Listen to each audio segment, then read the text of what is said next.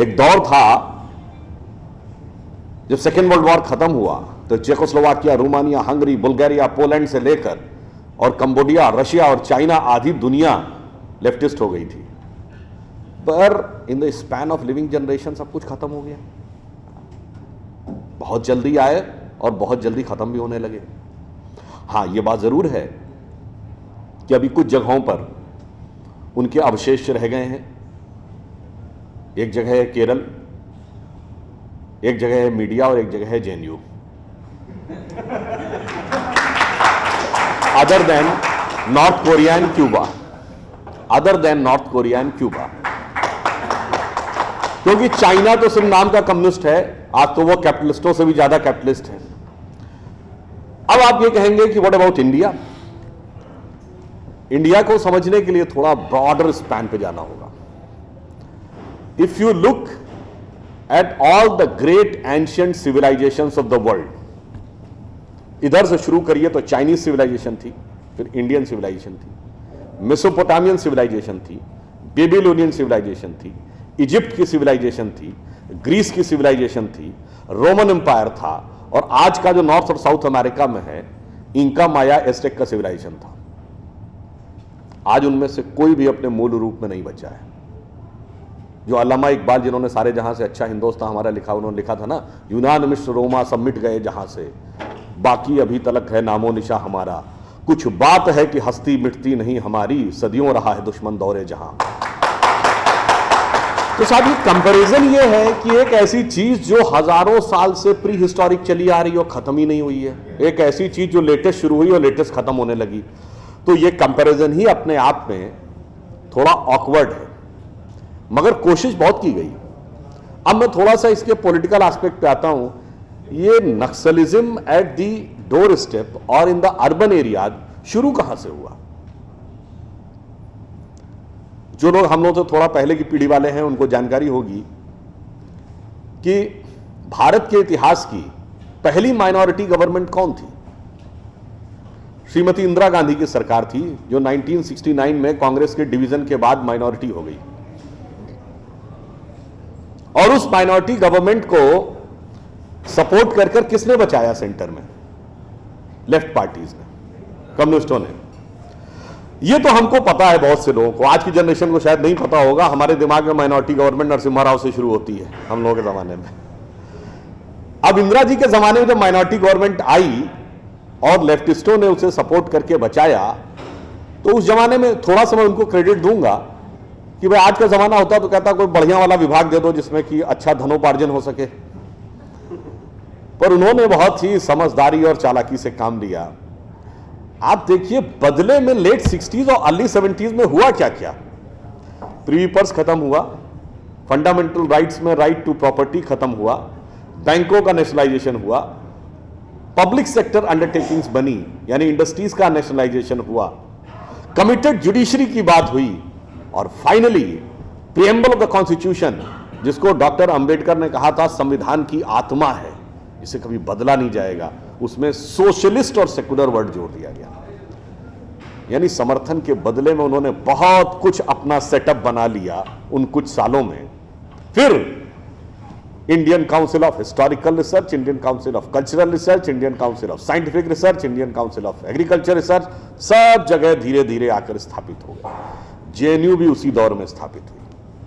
उसमें एक विशिष्ट वर्ग, विशिष्ट विचारधारा के लोगों को नियुक्त किया गया, वैसे ही छात्रों को मोल्ड किया गया, जैसा भी ममता जी ने अपने उद्बोधन में बताया भी। और फिर भारत का पहला जर्नलिज्म की डिग्री देने वाला इंस्टीट्यूट कहां बना?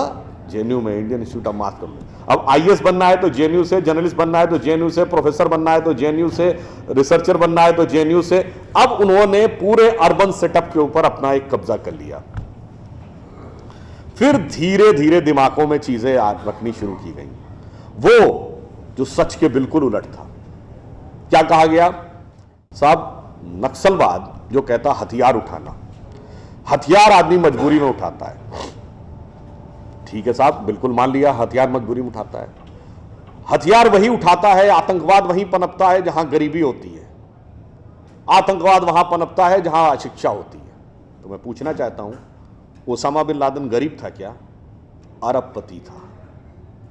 भारत के तमाम उद्योगपतियों, उसकी हैसियत थी कई उद्योगपतियों को खरीद सकता था, तो क्यों आतंकवाद की तरफ मुड़ गया? तो आपकी थ्योरी का बेस तो लॉजिकल नजर नहीं आता। अगर अशिक्षा से आतंकवाद निकलता है तो 9/11 में जिन लोगों ने जाके अपने प्लेन वहां क्रैश कर दिए, चाहे वो खालिद शेख हो या मोहम्मद अट्टा, ये सब लोग अमेरिका जैसे देश में बहुत हाईली एजुकेटेड थे और एक शानदार जिंदगी जीने का उनके पास मौका था। तो एजुकेशन और इकोनॉमिक आधार दोनों की बात बहुत हद तक तर्कसंगत नजर नहीं आती है, मगर गैर तर्कसंगत बात को भी समझा के रखा जाता है।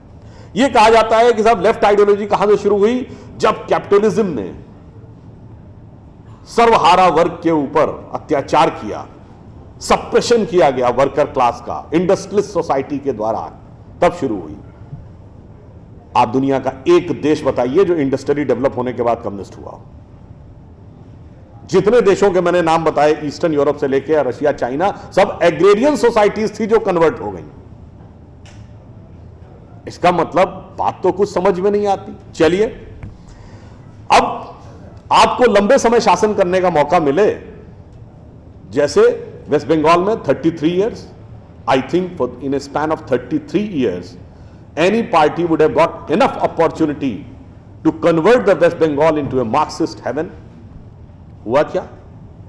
ग्रोथ रेट नीचे, अशिक्षा, गरीबी, कलकत्ता जो इंडस्ट्री का इतना बड़ा सेंटर था वो उसी दरमियान बहुत कुछ अपनी कैपेसिटी खो गया। Exactly reverse. 70 साल में यूएसएसआर को तो दुनिया का सबसे डेवलप्ड कंट्री बन जाना चाहिए था। नॉर्थ कोरिया और क्यूबा आज भी लेफ्टिस्ट हैं तो उनको भी बन जाना चाहिए था। आगे कौन बढ़ा? चाइना, जिसने प्रैक्टिकली सब कुछ छोड़ के एकदम उलट स्टैंड ले लिया। तो इससे एक और बात लगती है कि साहब आपकी जो बात है उसमें कुछ दम कम है। अब मैं अगली बात लॉजिक पे आता हूं। ह्यूमन राइट्स, फंडामेंटल राइट्स की बात करनी है। हर आदमी के अधिकार होने चाहिए, बिल्कुल होने चाहिए, पर अगर आप इतिहास उठा के देखें 20वीं सेंचुरी में वॉर और इंटरनल जो हुकूमतों के द्वारा मरवाए गए लोग हैं उनकी संख्या लगभग 10 करोड़ है, जिसमें युगांडा के इदी अमीन से लेके, रशिया के स्टालिन से लेके, कंबोडिया के पोल पोट ने लाखों करोड़ों लोगों को मरवाया। वहां अधिकार की बात कहां चली गई? कभी अधिकार की बात आई क्या? अब आप आइए कि अधिकार की बात आती कहां से। ये ह्यूमन राइट्स का विषय सबसे पहले आया जब सेकेंड वर्ल्ड वॉर खत्म हुई, क्योंकि ज्यूज को लाखों की संख्या में मरवाया गया था जर्मनी में। तो पूरी दुनिया में एक आई बात की मानवाधिकार, ह्यूमन राइट्स, और दुनिया में इसके ऊपर बड़ी एक सोच शुरू हुई। और जब यूनाइटेड नेशंस बना तो एक ह्यूमन राइट चार्टर बनाने की बात आई और यह कहा गया कि भाई ह्यूमन राइट होने चाहिए और उसमें यह भी गारंटी होनी चाहिए कि दूसरे के ह्यूमन राइट में कोई इंफ्रिंजमेंट नहीं हो। मतलब मेरा जीने का हक इस कीमत में नहीं हो सकता कि हम दूसरे को मारकर अपने जीने का हक रखते हैं। तो दुनिया के जो तमाम बड़े बड़े महापुरुष थे उस समय, सबको चिट्ठियां लिखी गई कि आपकी नजर में 2, 3, 4, 5 जो भी फंडामेंटल ह्यूमन राइट्स होते हो, पर वो ऐसे ह्यूमन राइट होने चाहिए which are capable of ensuring everybody else is human right, वो आप हमें कृपया बता दीजिए। तो चिट्ठी महात्मा गांधी के पास भी आई और महात्मा गांधी का जवाब उसमें सबसे अलग था। महात्मा गांधी ने कहा, my illiterate but wise mother has told me. इस शब्द पे ध्यान दीजिएगा, my illiterate but wise mother has told me that if you want to ensure everybody's human right, then in my opinion there are no fundamental human rights, only fundamental duties. यानी अगर हर एक व्यक्ति के आप अधिकारों को सुनिश्चित करना चाहते हैं तो आपके सिर्फ और सिर्फ मूलभूत कर्तव्य हैं, अधिकार नहीं। अब आप ये सोचिए कि अगर उनकी माता जी पढ़ी लिखी नहीं थी तो वाइस कैसे हो गई? देखिए, बुद्धिमान और विवेकशील होना दो अलग अलग चीजें हैं। बुद्धिमान मैंने कहा आतंकवादी और चोर भी होता है, विवेकशील नहीं होता है। और उदाहरण के लिए गांधी जी की माता जी विवेकशील थी। क्यों थी? उसका मूल कारण जानते कहां से आता है? गांधी जी का प्रिय भजन क्या था? रघुपति राघव राजा राम। राम की कथा आप सबने सुनी होगी। पूरी की पूरी राम कथा में हर जगह सिर्फ और सिर्फ कर्तव्य है। पिता का पुत्र के प्रति कर्तव्य, भाई का भाई के प्रति कर्तव्य, पति और पत्नी का दूसरे के प्रति कर्तव्य, राजा का प्रजा के प्रति कर्तव्य, मित्र के साथ कर्तव्य, सबका कर्तव्य। अधिकार की बात केवल एक जगह आती है, कब? जब कैकेयी ने कहा राजा दशरथ से कि वो जो आपने 3 वरदान दिए थे ना, मुझे अब प्रयोग करने का अधिकार चाहिए। और सारी की सारी समस्या की शुरुआत वहीं से होती है। ये वो मूल कारण था जो गांधी जी की माता जी ने कहा कि illiterate but wise mother has told मी। अब इसी में मैं आपको एक बात बताता हूं,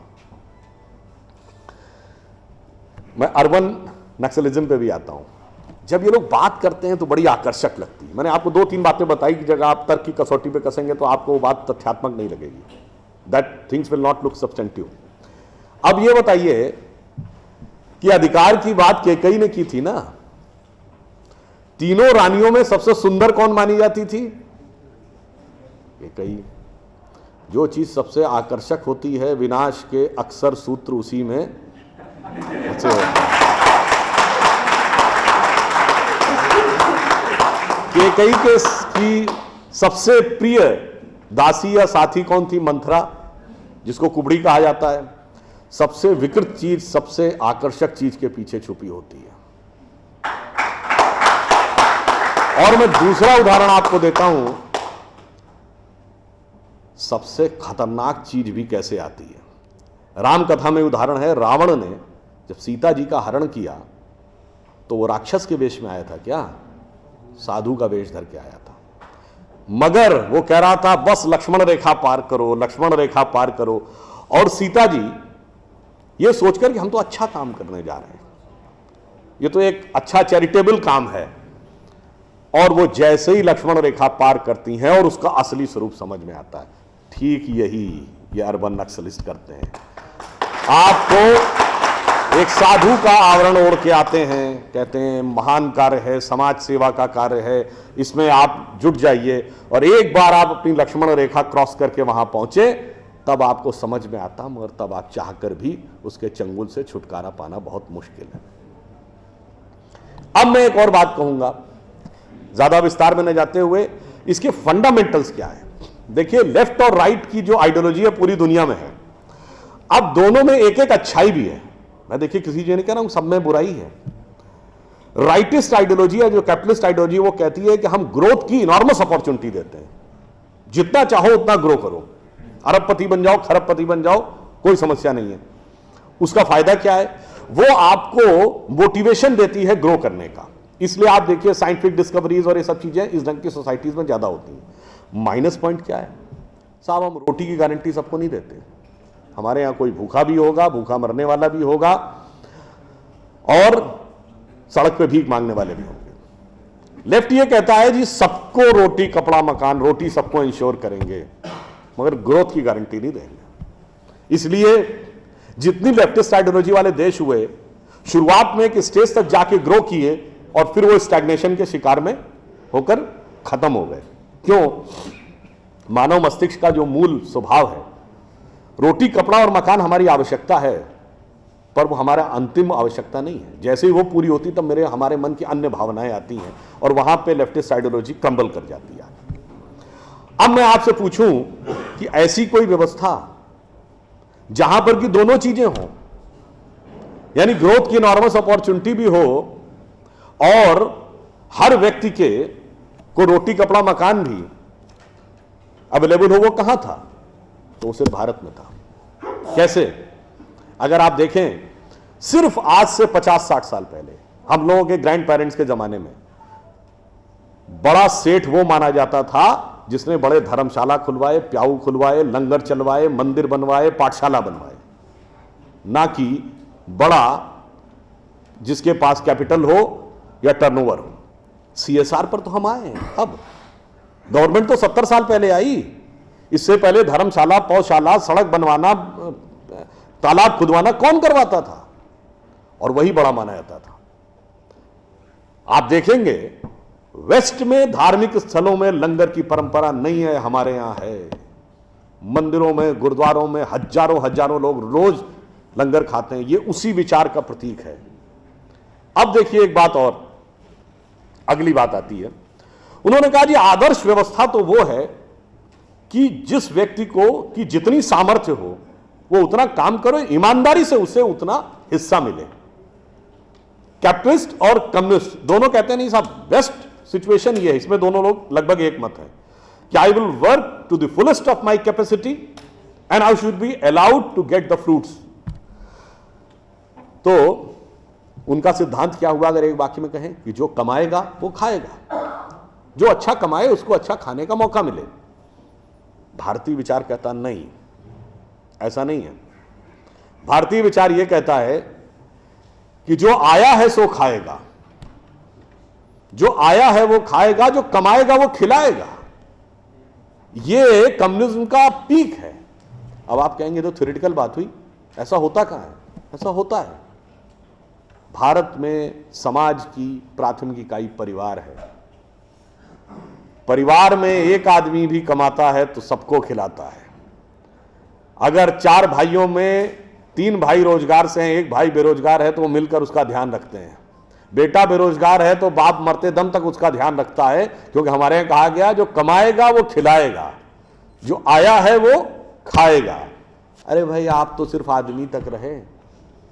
हमारी ये सोच इतनी व्यापक थी। मैंने कहा ना झूठ के पुलंदे कैसे रखे गए। अगर आप लोगों से बहुत को ध्यान हो तो जब पितृपक्ष आता है, श्राद्ध पक्ष जिसमें पूर्वजों के लिए किया जाता है, तो उस दिन जिस दिन आप अपने पूर्वजों का तर्पण करते हैं उस दिन क्या होता है, 3 खाने के हिस्से निकाल के रखे जाते हैं। किसके लिए? एक कुत्ते के लिए, एक कौवे के लिए और एक गाय के लिए। क्यों? हमारे यहां गाय देवतुल्य पशु माना गया है, हाईएस्ट पेडेस्टल पे है। कुत्ते को शमशान का के देवता भैरव का वाहन माना गया है, एंड ऑफ द लाइफ की तरफ दर्शाता है।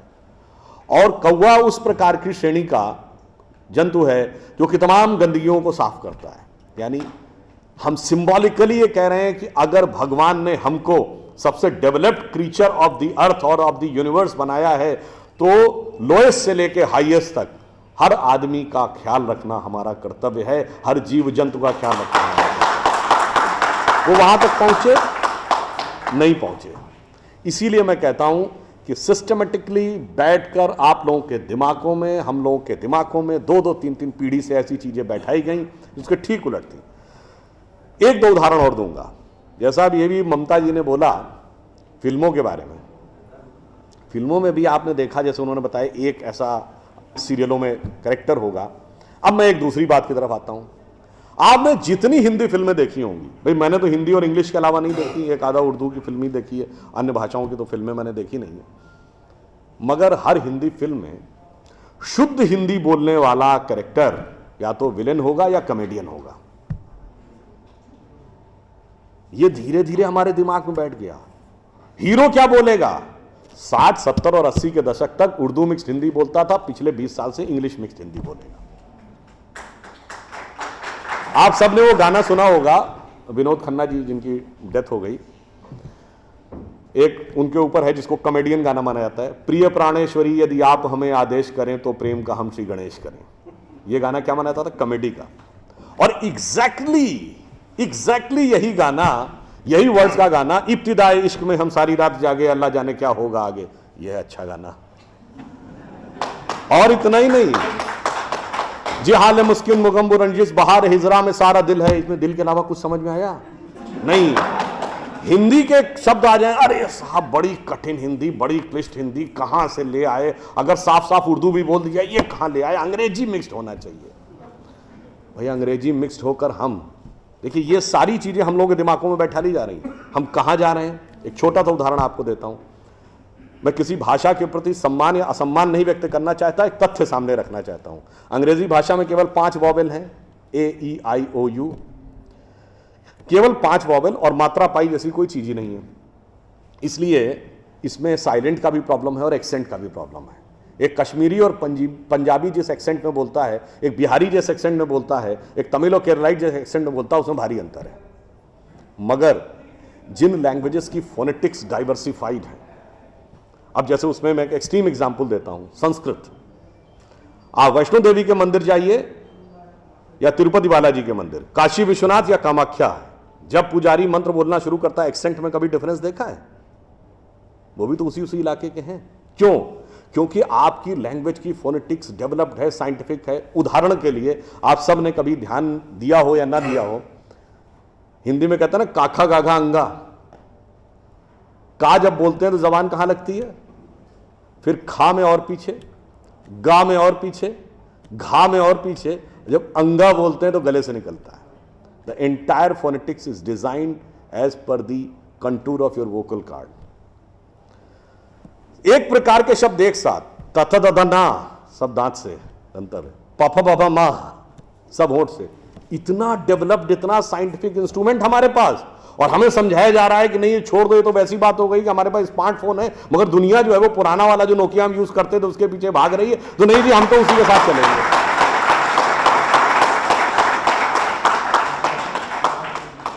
अंत में मैं एक बात और कहना चाहूंगा, हमें एक ये समझाया जाता है साइंटिफिक नहीं है, हम लोग साइंटिफिक नहीं है। साइंटिफिक एटीट्यूड से चलना चाहिए। मान लिया साहब, बिल्कुल साइंटिफिक एटीट्यूड से चलना चाहिए। मैं एक छोटी सी बात पूछना चाहता हूं। अभी एक विवाद आ गया था, उस विवाद पर नहीं जाना चाहता। जो वो हज का सब्सिडी खत्म हुई तो कुंभ मेले का विषय आ गया। कुंभ मेला हम सब जानते हैं। कुंभ मेले का एक एस्पेक्ट आप लोगों ने कभी ध्यान दिया है? कुंभ मेला कितने साल में एक बार पड़ता है? 12 साल में। 12 साल में एक बार क्यों पड़ता है? क्योंकि वो जुपिटर की साइकिल पर आधारित है। बृहस्पति ग्रह हर 12 वर्ष के बाद अपना एक चक्कर पूरा करके उसी राशि में दोबारा आता है। इसलिए कुंभ मेला 12 वर्ष में एक बार पड़ता है। हजारों सालों से चला आ रहा है। ठीक है, तो इसका मतलब हमको पता था ना कि बृहस्पति की साइकिल 12 साल की है।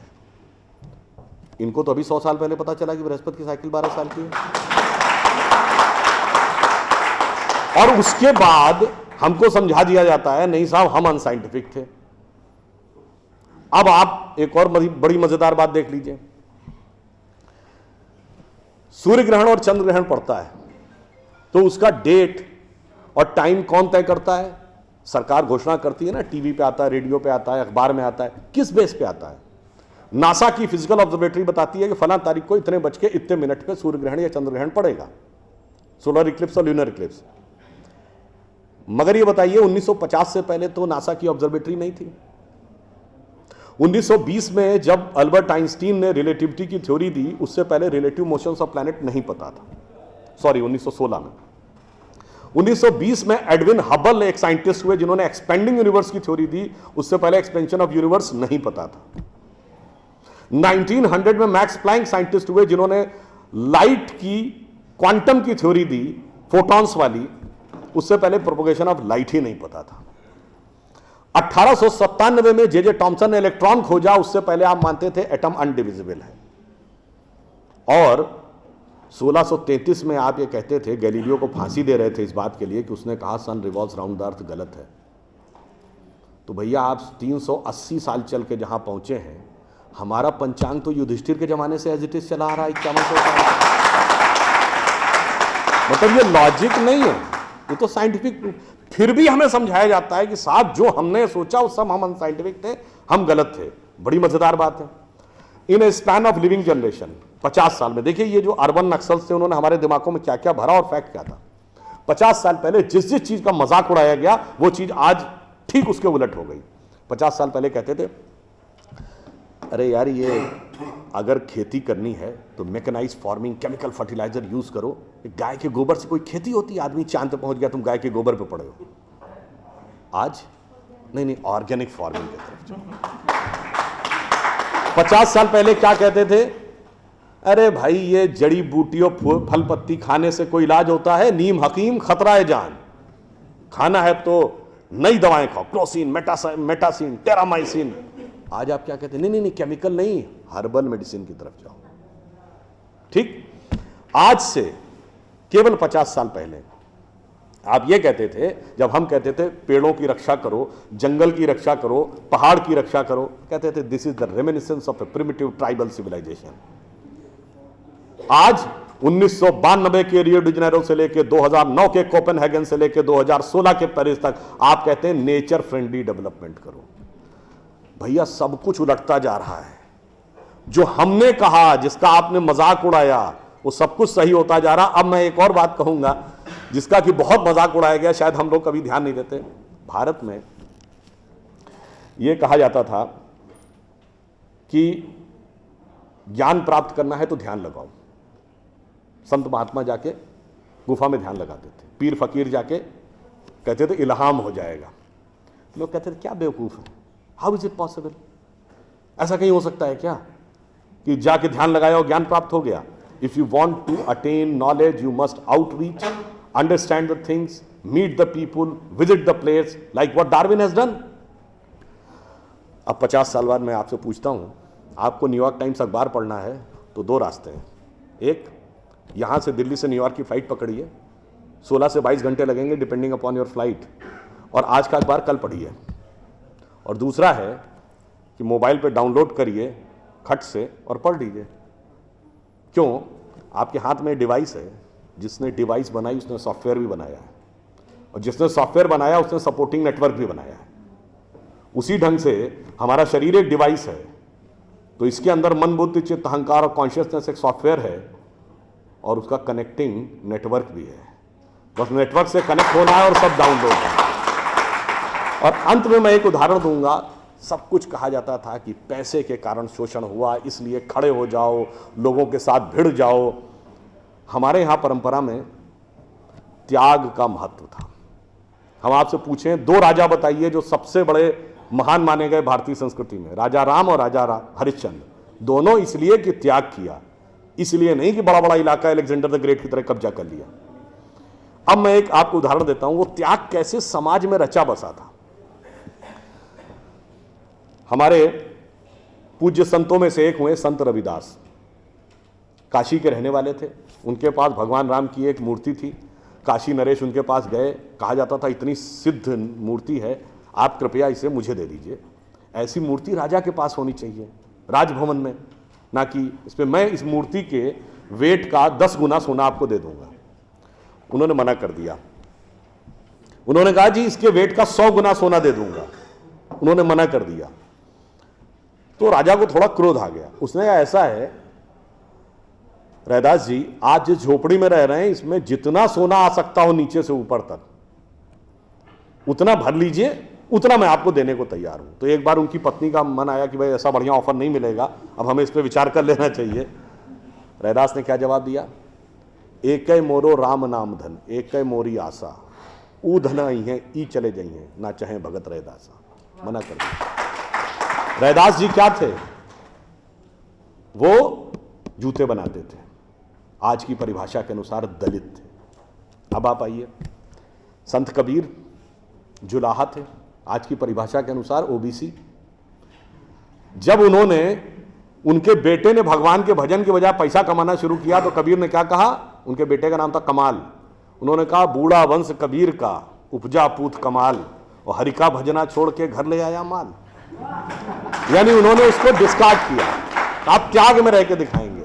अब आप आइए, मीराबाई राज परिवार की थी आज के हिसाब से, फॉरवर्ड। और उन्होंने क्या कहा? पायो जी मैंने राम रतन धन पायो, और जन्म जन्म की पूंजी पाई बाकी सबे लुटायो। उन्होंने भी पैसे की तरफ नहीं देखा। और अंत में ये सब एक ही कंटेम्परेरी है। तुलसीदास जिन्होंने रामचरितमानस लिखी, वो ब्राह्मण थे, फॉरवर्ड आज के जमाने के हिसाब से। कहा जाता अकबर उनके पास गए। अकबर ने कहा कि आप हमारे दरबार में आकर स्थान ग्रहण करिए, हम आपको 60,000 की मनसबदारी देंगे। उस जमाने में मनसबदारी एक रैंक होती थी। तो जैसे 40,000 की मनसबदारी वॉज मैक्सिमम, 60,000 का मतलब हुआ कि राजा के बाद सबसे बड़ा स्टेटस आपका होगा। तो तुलसी ने क्या जवाब दिया? हम तो सेवक राम के, हियो धरे दरबार, हमारे तो हृदय में भगवान राम का दरबार धरा हुआ है। तुलसी का अब होएंगे नर के मनसबदार। ये मैंने क्यों बताया? जो बातें ये अर्बन नक्सलिस्ट समझाते हैं कि शोषण किया गया, कैपिटलिज्म किया गया, अगर मार्क्स ने कहा धर्म एक अफीम है जो गरीबों को पिला दी जाती है ताकि अमीर उस पर हुकूमत करता रहे, पर यहां ऐसा नहीं था। मैंने दिखाया समाज का निचला वर्ग हो, मध्यम वर्ग हो, उच्च वर्ग हो, राज करने वाला वर्ग हो, सबने कहा जो त्याग करेगा वो महान होगा। इसीलिए हमारे यहां महात्मा गांधी महान हुए, ना कि प्रधानमंत्री रहने वाले नेहरू महान। तो इसलिए मैं अंत में ये कहूंगा आप सभी लोगों से कि ये जो मायावी रावण साधु का वेश बना के आता है, सूक्ष्म दृष्टि से इसको समझिए और आश्वस्त रहिए कि वो चाहे कितना भी मायावी हो, अंत में विजय हमारी ही होगी, क्योंकि हम आज दुनिया के यंगेस्ट नेशन है। जैसा अभी नलपत जी ने कहा ना कि भाई people like us we are in minority. हम देश दुनिया के सबसे युवा देश हैं, यह सत्य है, मगर यह अर्ध सत्य है। हम सबसे युवा देश और सबसे प्राचीन सभ्यता है। We are the youngest nation and the oldest civilisation. तो एक गौरवशाली हमारा भूतकाल है और एक शानदार भविष्य है जो हमारी प्रतीक्षा कर रहा है। बस बीच के इस माया के प्रपंचों को से हम बचे रहें तो कहीं कोई संदेह नहीं है। एक पंक्ति कहकर समाप्त करूंगा कि गौरवशाली था भूत, भविष्य भी महान है, अगर संभालें आप उसे जो वर्तमान है। धन्यवाद।